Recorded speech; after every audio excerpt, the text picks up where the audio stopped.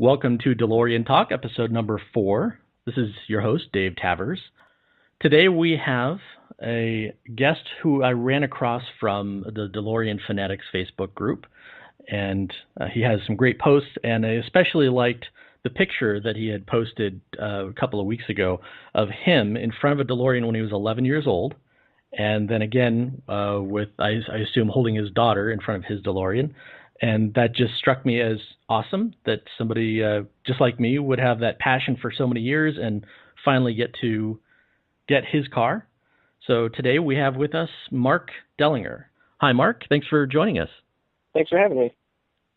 Like I always say, I am a new owner, so I'm looking for these conversations to be just friendly and open, and I want you to teach me things.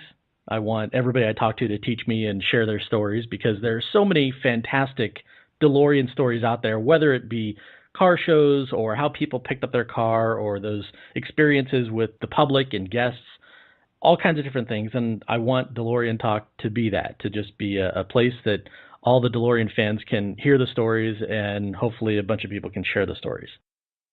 I usually start off by asking, how long have you had your car? I bought my car in October of 2008. 2008, so 8 years now? Yeah, pretty close to 8 years. Actually picked it up on Halloween. October 31st, so you remember the day. Yep.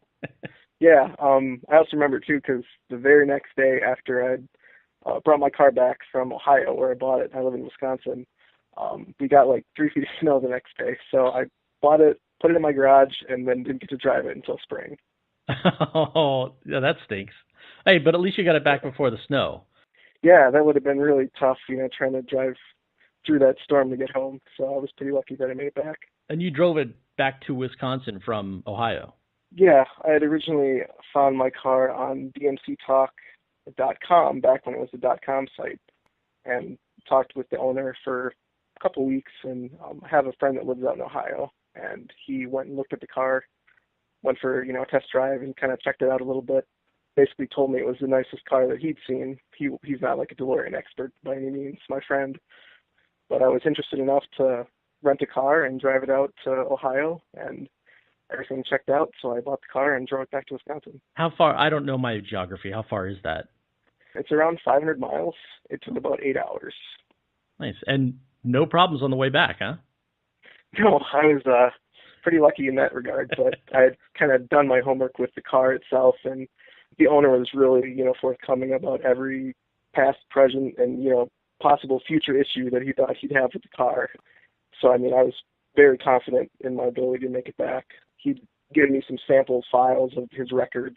He bought the car, I think, in 2001. Oh. And in that time frame between 2001 and 2008, he had accumulated this humongous binder of every time he'd changed the oil and every time he turned a wrench to loosen the nut and retighten it. He had documented all of that. So nice. One of those rare cars where it had that level of documentation. And that was part of the reason that I was interested in it. Now, do you think you're not a new owner, but you're a newer owner, do you think going forward with all of us next generation or second, third, fourth owners, do you think we're all going to keep our cars like that, where we keep track of every detail? It's hard to say. I think a lot of owners now are more leaning towards that because they kind of see the car as a lifelong investment. And if they do ever decide to sell it, people see the value in maintaining those records and having that to present to the next possible future owner.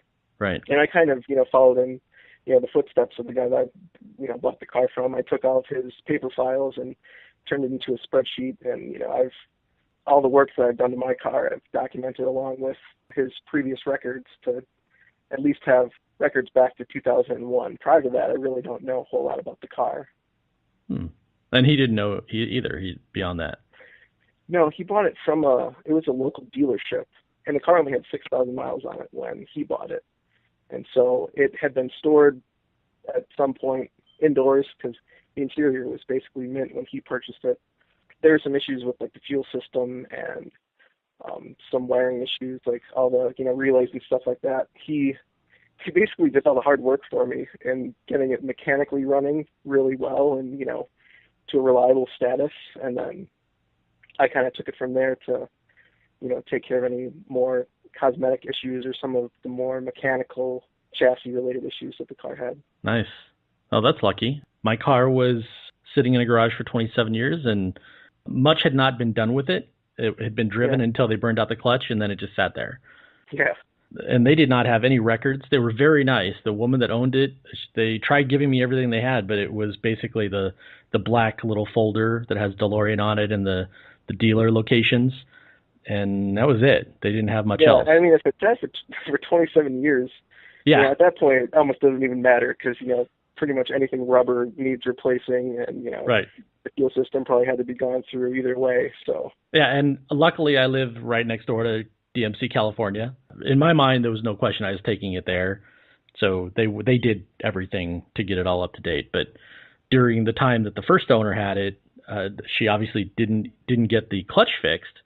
And I don't know what else she might have had done. I feel like there was one point where looking at the valve stems on the tires, one of the valve stems is different than the other three. So I think she might have gotten a tire replaced or something because they have the big black rubber one rather than the metal ones. Oh, yeah. So other than that, DMC didn't tell me anything that they thought had been messed with on the car before, and it all looks nice and clean.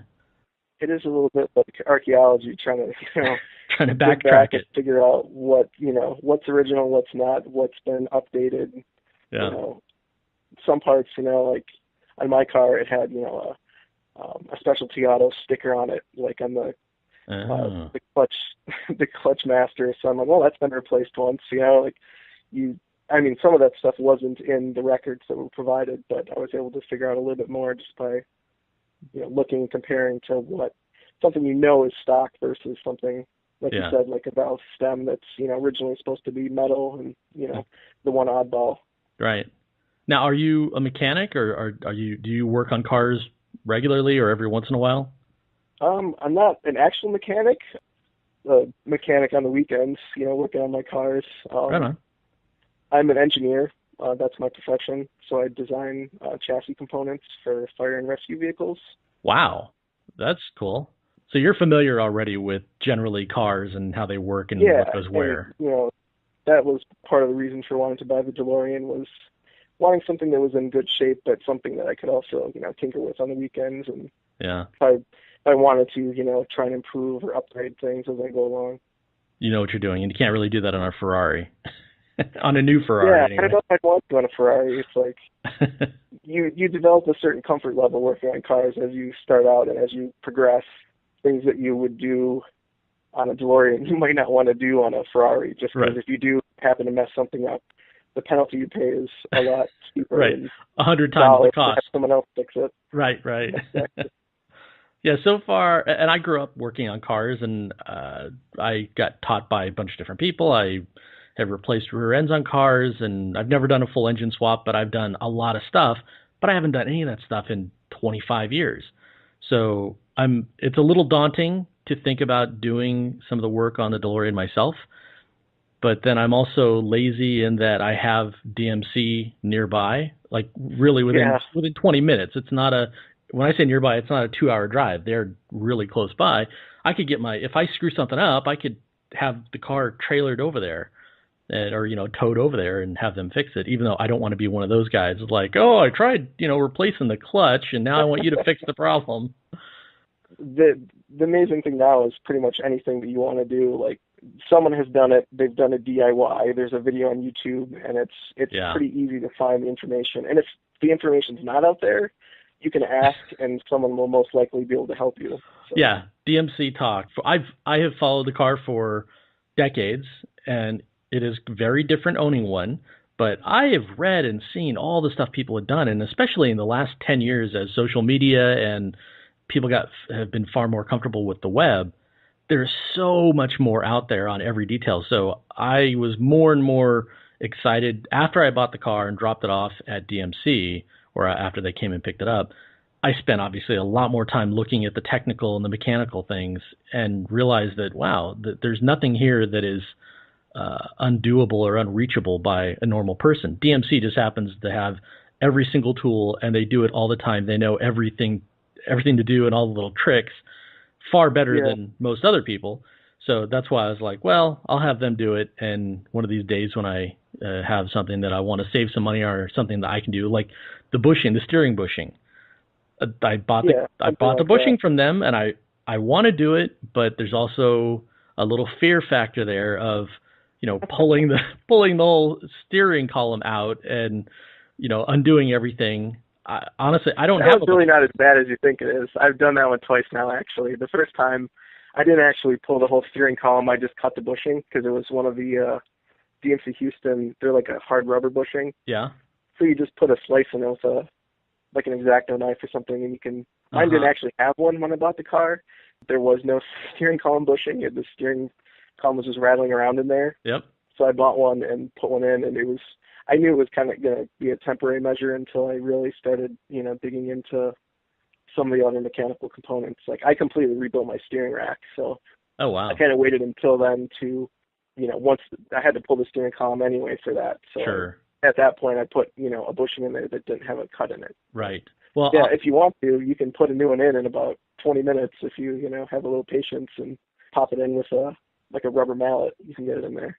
Okay, so I've actually bought 2 of the bushings from DeLorean because the first one, I did exactly that. I cut it, the hard rubber, thinking that, oh yeah, no problem. I can crawl underneath and squeeze it into there, just whether it's temporary or not. They're pretty cheap. They're, I don't know, $10 or $15.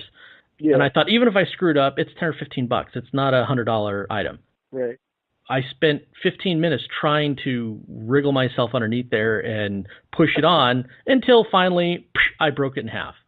I was like, okay, so I went and bought another one thinking, well, one of these days I'll actually follow the great printed instructions that they have, pull out the column and do it correctly.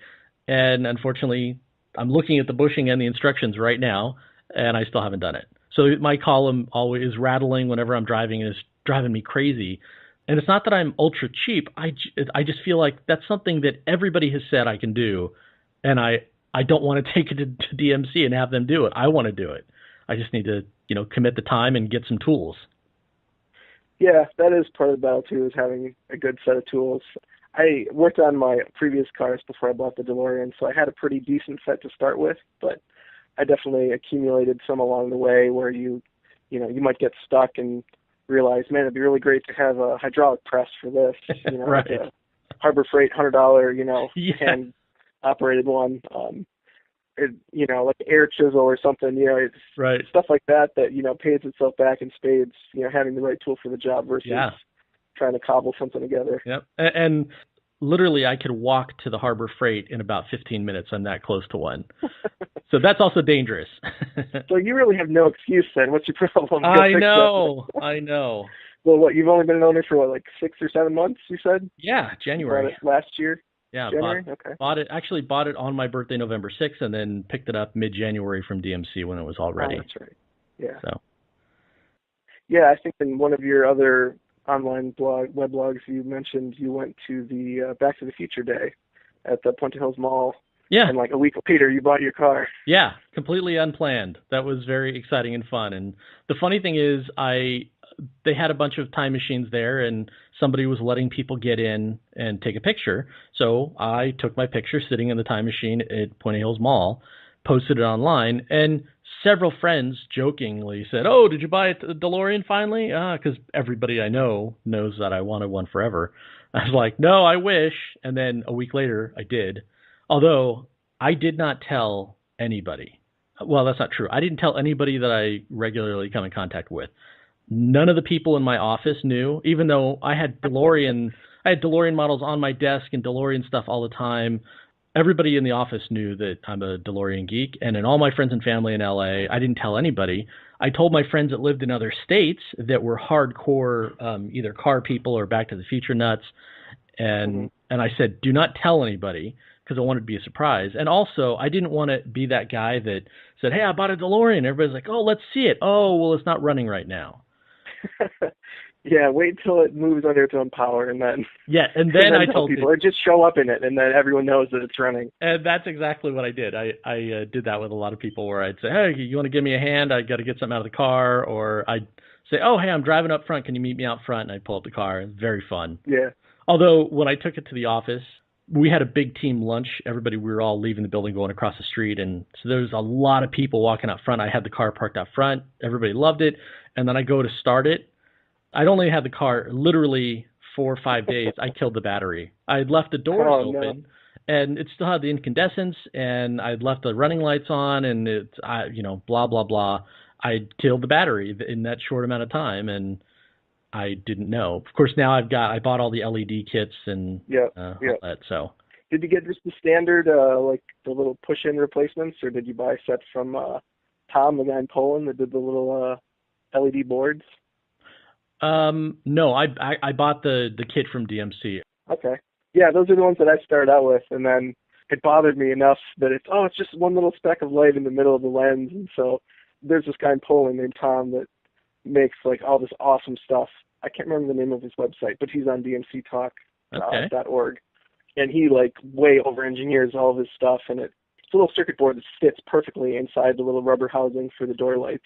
It's got, I think, 4 LEDs on each, and so you can put a little diffuser on it, and you actually get light completely covering the lens instead of just a little spot of light. Nice. And that's for the door markers? Yep. And he's actually working on some for the like the marker lights on the outside of the car as well. So that's like his next project that he's working on. Nice. That's the other awesome thing about DeLorean ownership is that there's so many people. Like there's another guy named Dave on DMC Talk that, I mean, he does like replacement relay modules and lighting modules and stuff. And he's just a guy in his garage, designing this stuff. And then the support from other owners is just tremendous. Nice. Basically has this as a side job where he just manufactures these parts and, is able to make a little bit of money on the side and solve some of the problems that everyone has with their car. It's like the RPM relay. That's the one I'm thinking of, that he made like a solid state RPM relay. Wow. And just some other really cool stuff. So you can just pull out the old one and plug the new one in? Yeah, you pull out the old one, plug the new one in. For the lighting system, he's got like a dimmer module that can program it. So, when you close the doors, there's varying degrees of, the lights going from full on to dim. And he did a printed circuit board for the light panel behind the AC controls. Yeah. So instead of, just popping in little LEDs there, he's got like a custom circuit board. So like when your fans are running, the little icon for the fan next to the fan switch like spins in a circle or lights up. It's just stuff like that where it's just awesome. It's probably expensive. I don't have one of those in my car. Wow. But, he does it in blue LEDs and green LEDs and stuff like that. I have seen a lot of the stuff on DMC Talk. Like you have spent tons of time on there, but I haven't seen that one. There's so much information on that site. Yeah, I can shoot you an email later with the page or whatever where he advertises all his products. But yeah, that'd be great. I mean, those are the kind of things where like, before I bought a DeLorean, I was kind of aware of like the Zilla products, and those aren't really that popular anymore because they stopped making them. But like the FanZilla sequencer for the fans, so it, switches one on, then the second one, and then so you don't overload your circuits with too many amps. I think there's Lockzilla and fuel tank one. The previous owner of my car bought all that stuff, in the early 2000s. Even that guy, Rob Zilla, like he was one of the pioneers of that kind of, next level engineering on the car to kind of resolve some of those nagging problems that, the original owners, will tell you, man, I remember the door lock solenoids locking up on my car and getting stuck inside or burning out the solenoids and then it doesn't work. Yep. There just wasn't enough time to engineer out some of those faults when the cars were in production. The fans and the owners have stepped up to kind of basically fix any remaining little issues with the car. Right. Wow. Well, that's great that you are a mechanical guy and you've spent a lot of time with the car and working on it. Going back to your, like I said, that picture of you when you were 11. Yeah. Is that, at that point, did you just think it was a cool car? Or did you think you wanted to buy one? Or when did you decide you wanted one, and how long did it take you to find it? Well, that picture, I was already a DeLorean fan at that point, and I'd never seen one in person. I think the first time I watched the Back to the Future films was, several years before that. I was born in 1984, so, I wasn't really exposed to the films until they were out on VHS. I think the first one I actually saw was Part 3, and then, had to watch them all in order after I saw that. But, right. I was at it was a fly-in actually at the local airport, and the guy that owned the DeLorean stored it in this airplane hangar. And it was like marked off behind this yellow caution tape like you see in the picture. Yeah. And it was just sitting there like, that's where he stored it, when he wasn't driving it. And I came to find out later that, he drives it, once or twice a year just to get it out, to go to a couple car shows locally. So I'm 11, I see the car, and it was awesome. I was super excited, and then it kind of faded out of my memory for a little while. But then the internet, was just kind of in its infancy then. But I remember logging on, and like the first thing I searched for, like when we got internet access, was DeLorean stuff. And so I found like Tamir had his website, Enter My World, back in the day, and I think it's still up. It's just been revised a million times. Yeah. And there were a couple other cars. This wasn't until later, I think, like early 2000s. I don't know if you've ever seen the Project Vixen website. Oh yeah, the Project Vixen. The guy that stripped it down to every bolt and nut. He bought it actually completely disassembled. Right. The previous owner, like, I think he even disassembled the alternator. Like, he's like, oh yeah, I'm gonna fix it up. So he just took the entire car apart, and then it ended up in a shed, and like his widow ended up selling it to this guy that lives in Ohio for like $5,000, or I mean something super cheap. I don't remember what he bought it for. It was really cheap. Yeah. But I mean, you look at his running total of, I think he ended up putting close to $30,000 in it to put it back together. Yep. But that took from, I think it was like 2000 or 1999 to like 2004. And like I would follow his like weekly updates, as he was putting this DeLorean back together, and that was really cool. And there's another guy too. He's not on the board so much now, but his username is Proto DeLorean, and he's the guy that did like the totally custom wide body. He bought a painted car. I think it was black originally, and now it's got like kind of a matte black exterior finish. Not sure if you're familiar with that car, but he kind of did the same thing where his was more customized. It wasn't like, rebuilding it back to stock condition. He really just kind of went the other direction of making a custom car. Yeah. And so both of those projects were happening kind of at the same time, and that piqued my interest again. And then when I was in college, between 2004, 2007, was planning my career and planning my life after college and thinking, what should I do once I get a job? And, I've been wanting to buy this DeLorean forever. And it took me about a year after I graduated and got my job building fire trucks to save up some money and to look around and find, the right car for me. Because everybody, talks about wanting to find that perfect unicorn DeLorean that meets all of their requirements. Yep. So I didn't look that hard for a year, but kind of on and off, just trolling eBay and Craigslist, kind of like you mentioned you did. Just had some searches out there for stuff. Right. And just randomly, it was probably September, stumbled across that car on the DMC Talk forum, and then got going back and forth with the owner and ended up buying that car. I knew that I wanted the car. It was just a matter of getting the finances in order, and it was really nice to have my friend, go take a look at it before I invested in, a rental car to drive out there, plane ticket to fly out there. Sure. It's funny though, because Dave Swingle at DMC Midwest always says the plane ticket to go out to look at a car and not buy it is, the cheapest. Yeah. The cheapest expense you'll have instead of buying a basket case DeLorean and spend 1,000 times the cost of that plane ticket because you didn't go look at it. Yeah, so I actually got really lucky. I didn't really look at a whole lot of cars in person before I settled on the one that I ultimately ended up buying. But it was such a great car, and I met the previous owner at the Sandusky Airport in Ohio, and kind of just walked around it and looked at it and checked out the frame, and it was running perfectly, and just the way that the owner had maintained the car, he was super anal retentive about keeping it clean, and he had all the records, and he let me drive it from the airport back to his place. Wow. And that's where we, did the final deal. And, we didn't really negotiate on price much. I pretty much gave him what he was asking because it was fair. Sure. I think I spent 3 or 4 hours there going through all the paperwork that he had and all the little quirks. And, I think he was a little hesitant to say goodbye to it. Yeah, I drove it away, and I spent the night there in Ohio and then got up the next morning and drove it back to Wisconsin. How about that? Did you stay in a hotel that night? I stayed at my friend's house. He was probably a half hour away from Sandusky, so nice. That worked out perfectly. And of course, they were all geeking out about it. They're like, "You bought a DeLorean? Why would you do that?" Because people who don't really know anything about them, they just think they're this weird old car, and so until you really like start digging into the history. And like that's the other thing too. Like it's one of the very few cars that has that just amazing story. Like I was listening to the Barry Wills, the purchasing manager from DMCL, and just hearing his story about the car and reading Nick Sutton's book. It's just amazing, you know, what went into, you know, that 28-month period of basically a cow pasture to this crazy factory that's pumping out DeLoreans. The DeLorean has a far better story than I think any car out there. That's a production car. It's not the one-offs. I don't think any other car compares when you talk about history. Do you share your VIN number? Yeah, it's 6125. 6125.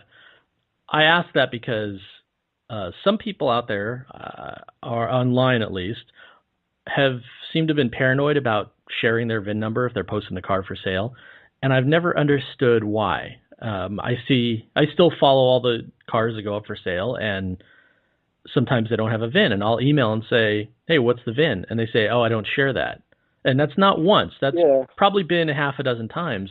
And I don't argue with them, but I don't understand because these cars are so super unique. Who's going to steal a VIN number and then put it onto a different type of car or onto a different DeLorean? I'm not understanding that concern. I'm right with you. I have no idea why anyone would want to hide the VIN of their car. I mean, you can walk right up to it and read it. So yeah, exactly. It's basically public knowledge, you know, what the VIN is. So 6125, that's a fairly low number. Is that an August 81 build? It's a November build. Oh, it's a November build.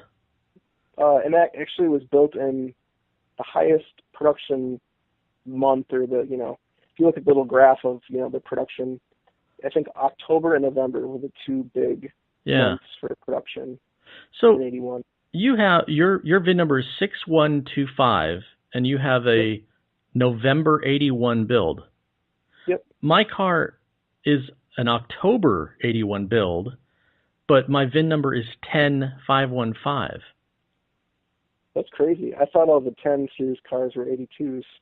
So my model year is 82, but the VIN plate says October 81 build. Really? So I wonder if that wasn't because that car, got pulled off of line for some reason, and it happened more frequently early in production where if a car had some kind of issue, they'd pull it aside and they'd fix it later. And, for whatever reason, the VIN tag was stamped with the month build. They didn't finish building it until later on in 82. Oh. I don't know. They didn't reassign any of the 10,000 series VINs. If you look at any cars that have a 17,000 series VIN, I believe some of those were originally 12,000 series VINs. Yeah. That were re-VINed.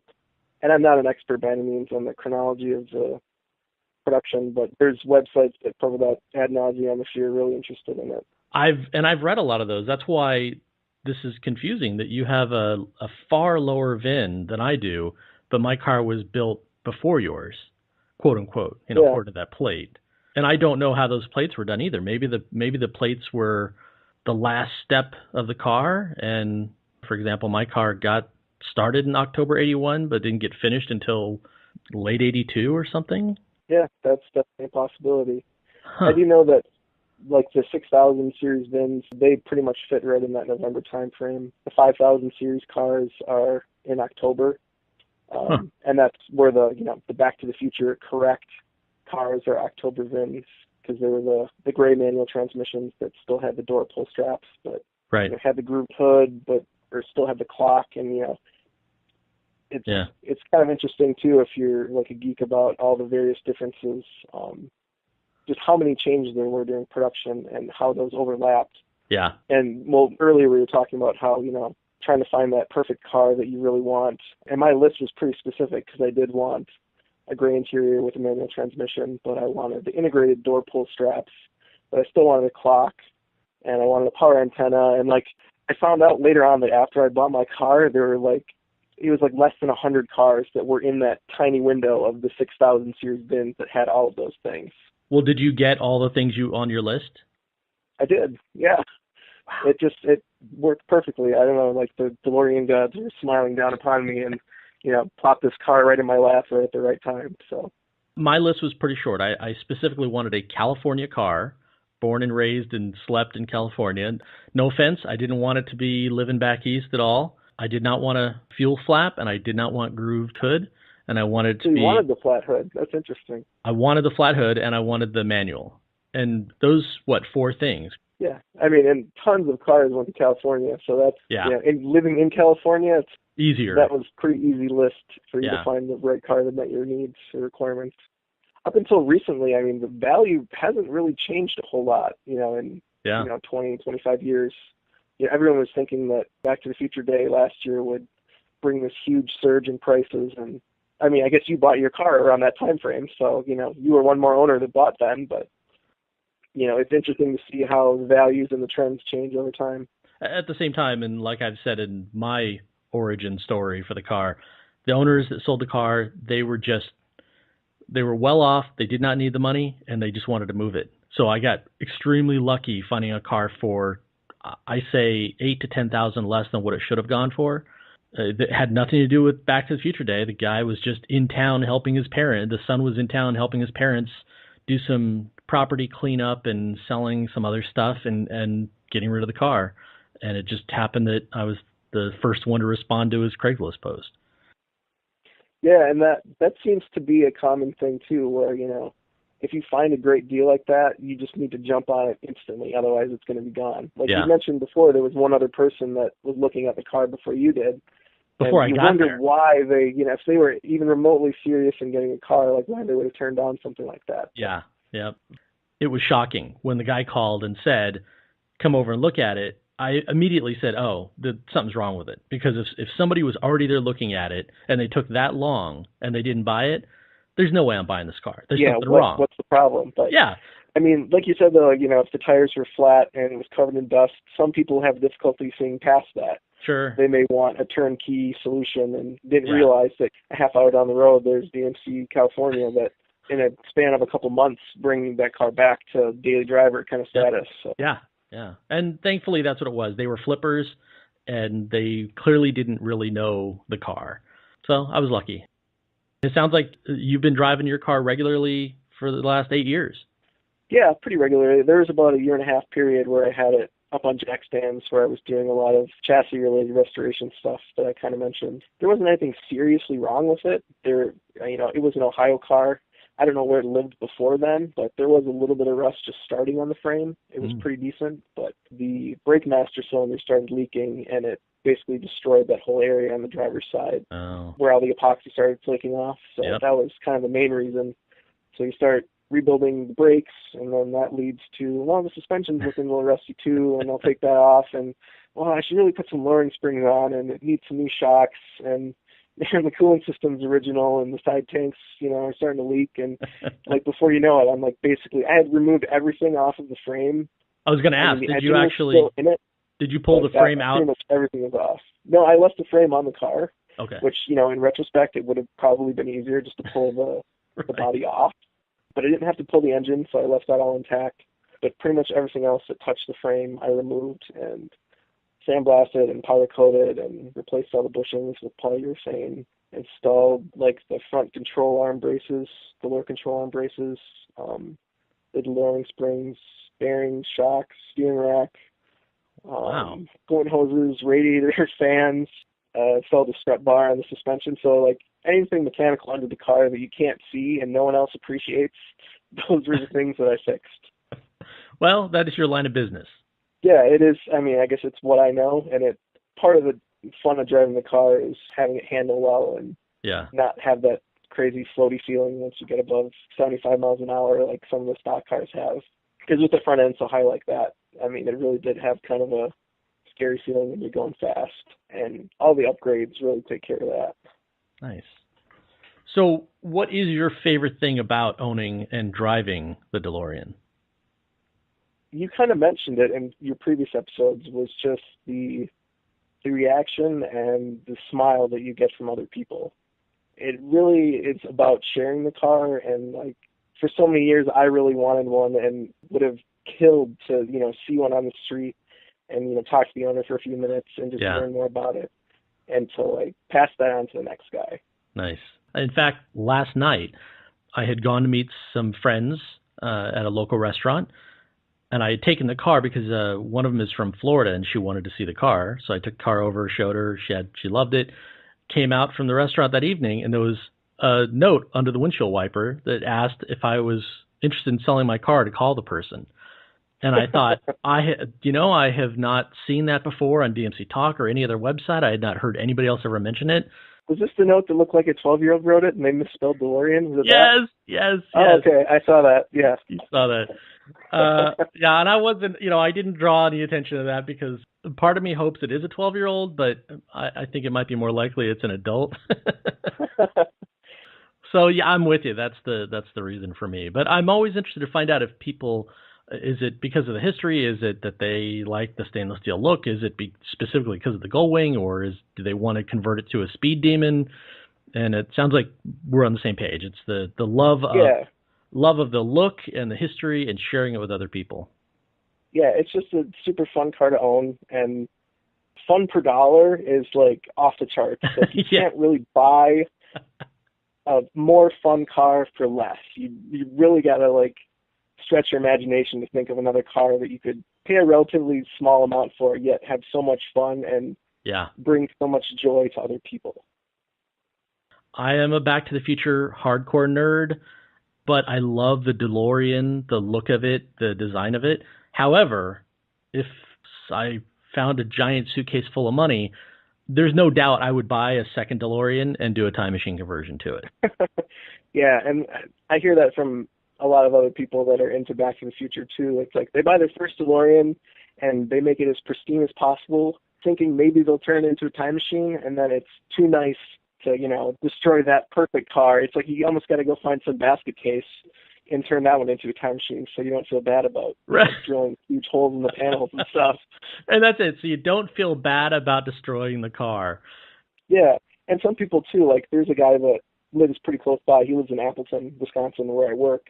And he did a non-invasive conversion to a time machine on his car and did a pretty amazing job of, figuring out ways to mount parts, secure things to the body without drilling holes in it. So I give him mad props for that. Yeah, his name's Matt Hissam. Matt Hissam, all right.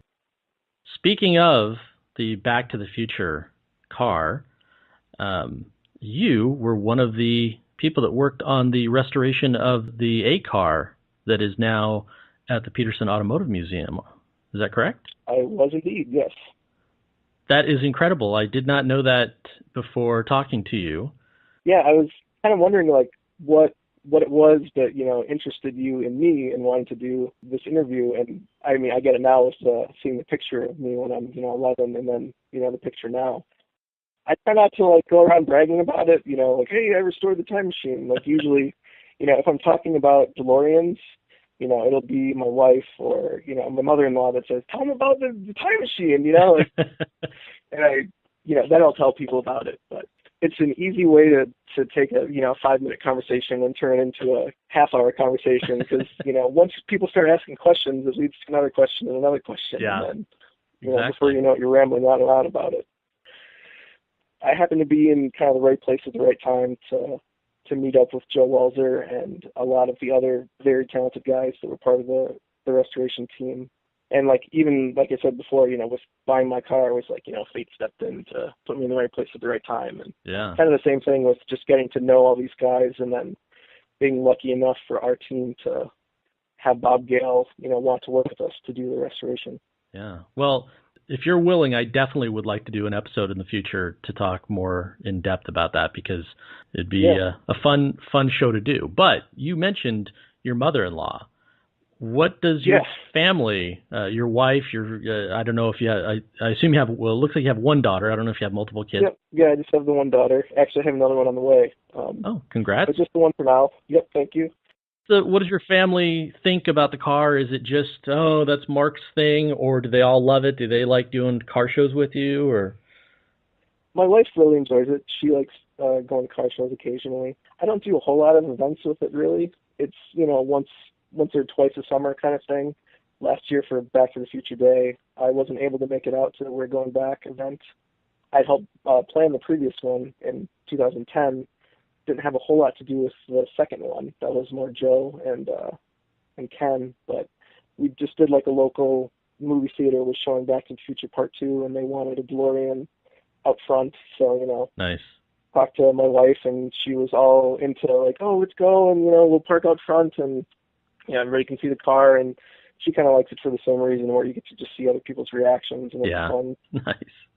I'm more of a fly-on-the-wall type of observer. I'll park the car.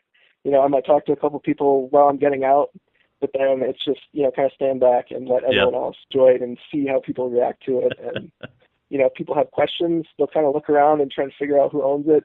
And, usually they can figure out it's me because, I'm the one telling people like, oh, don't put your handprint on the hood or, just be nice to it. I'm trying to let you, get as close as possible to it. Well, not, trying to have to bounce people out of there. But, my wife really enjoys it. She loves going for rides in it because she likes, how comfortable it is. And, the seats are like, oh, my God, this is the most comfortable seat I've ever sat in.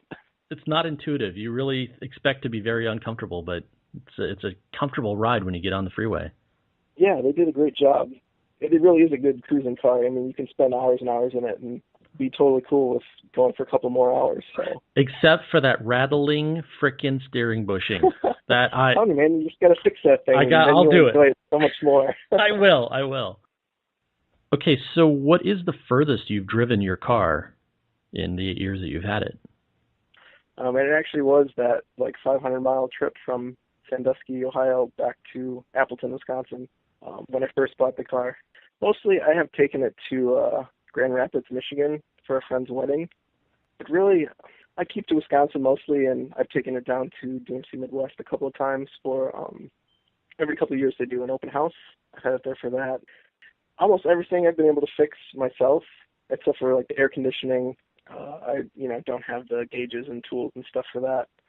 And I had the torsion bars adjusted, and I really wanted someone who knew what they were doing to fix that rather than, shatter my back window by trying to do it myself. But yeah, I get around Wisconsin and, drive to work. My commute is 70 miles each way.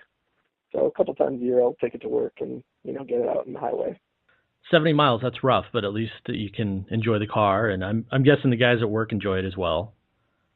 Yeah, it's always an event whenever I bring it in because everybody wants to see it. Even if they've seen it before, it's oh, I got to go check it out again. Or, there's somebody new in the office that hasn't seen it.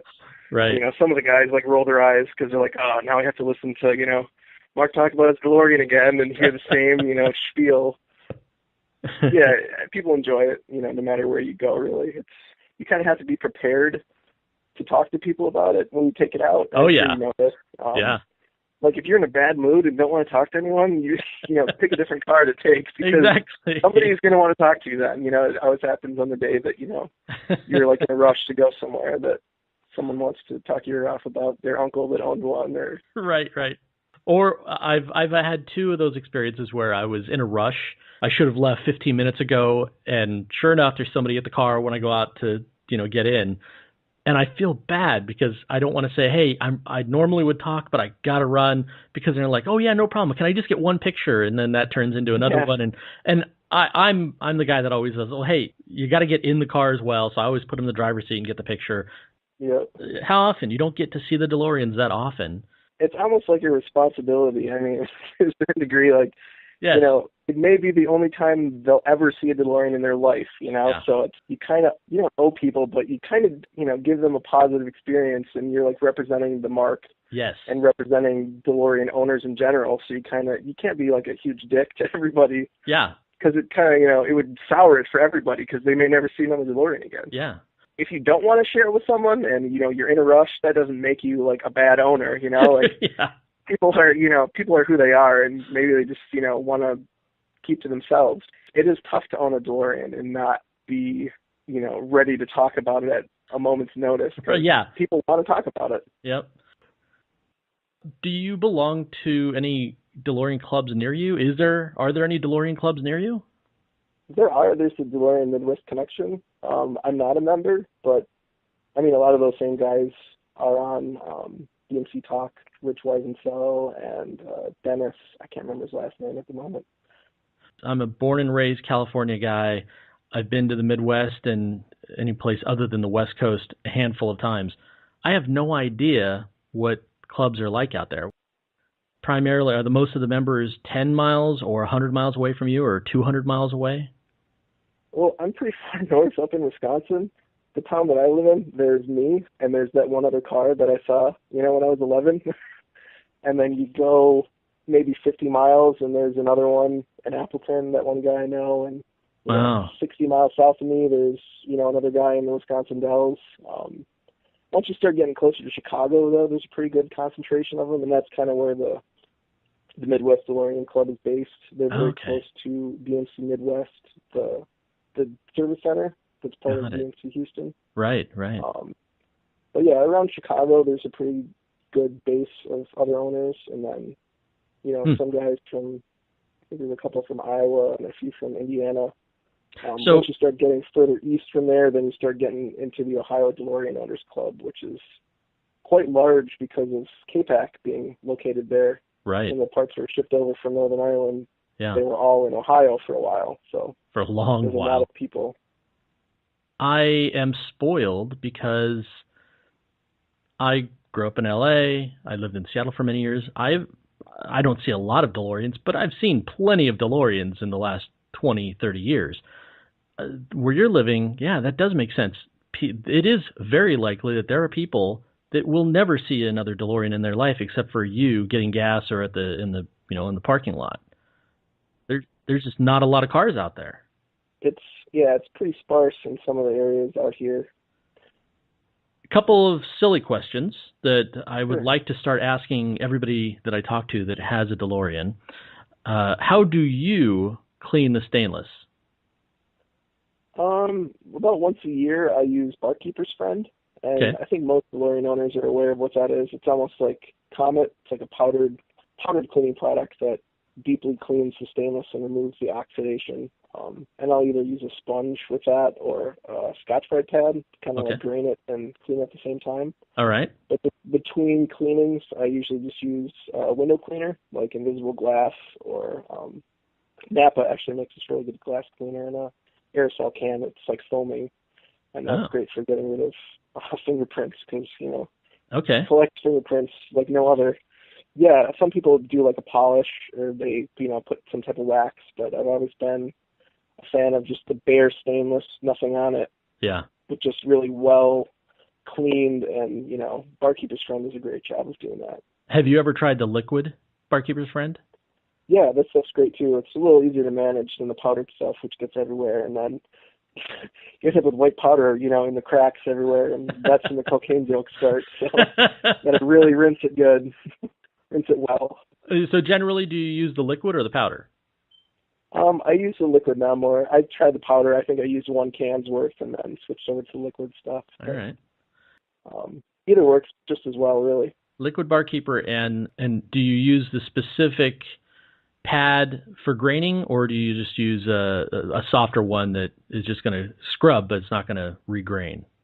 For graining, with the Barkeeper's Friend, I'll usually sprinkle it onto, squeeze it into a brown Scotch-Brite pad.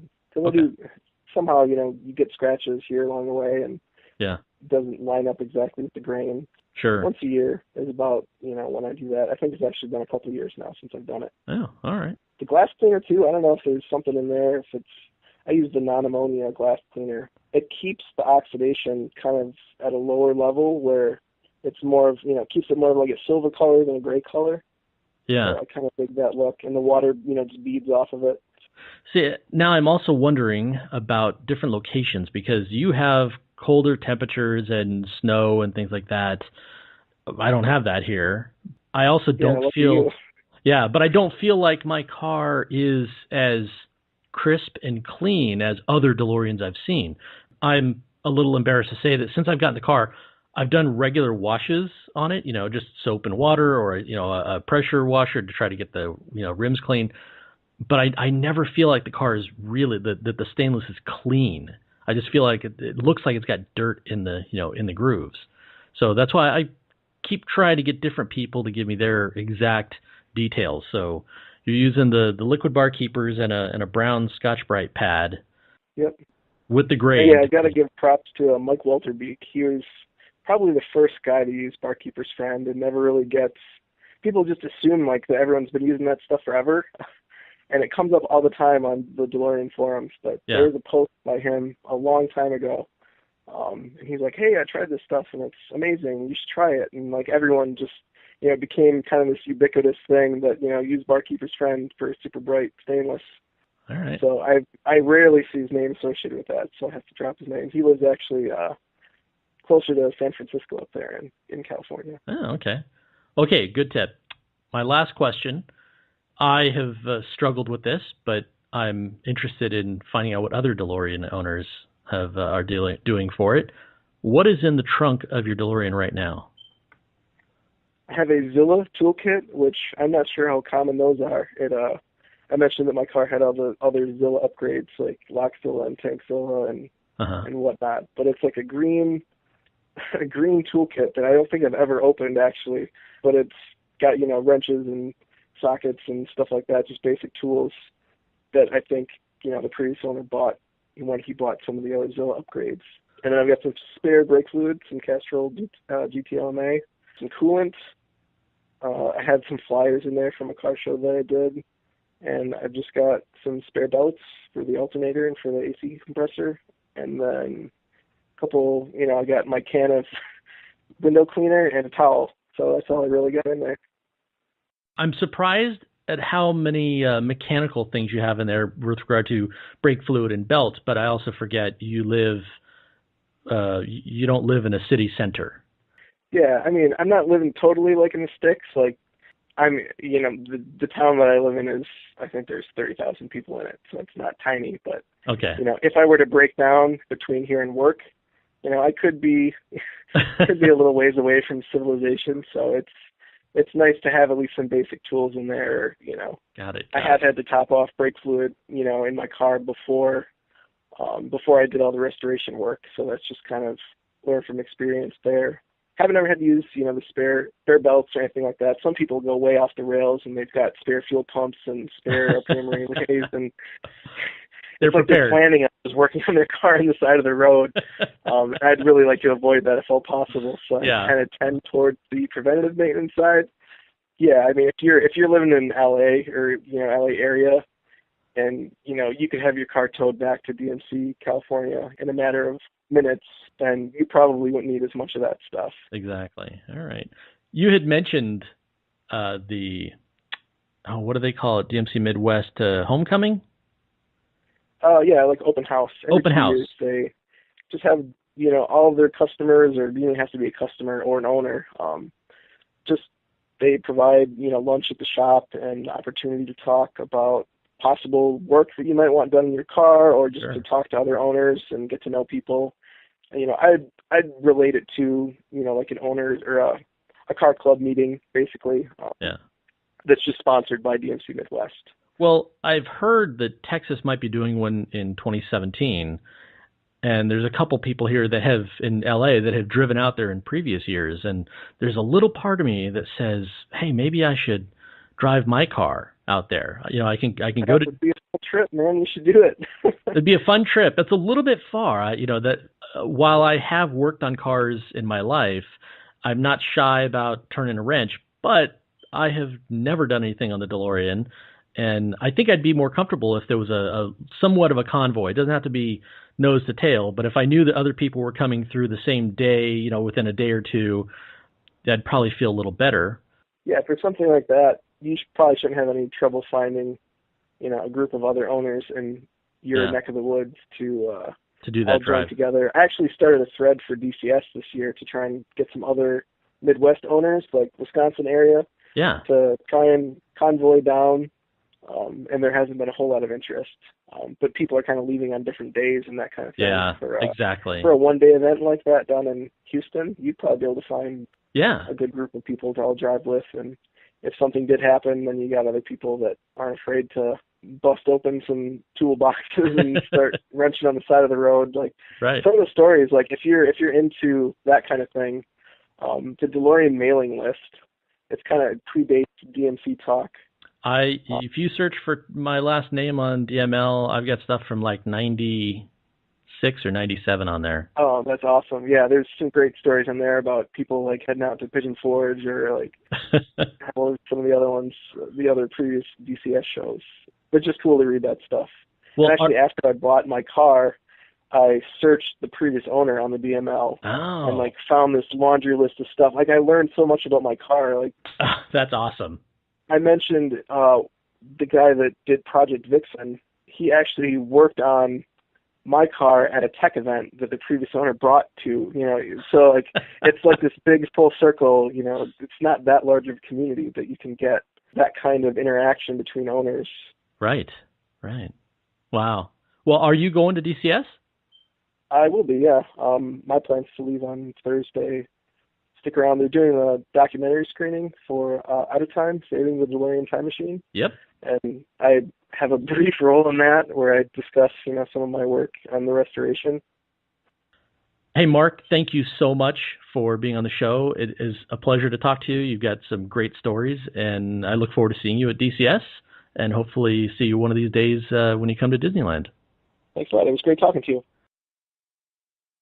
Thanks for joining me on another episode of DeLorean Talk.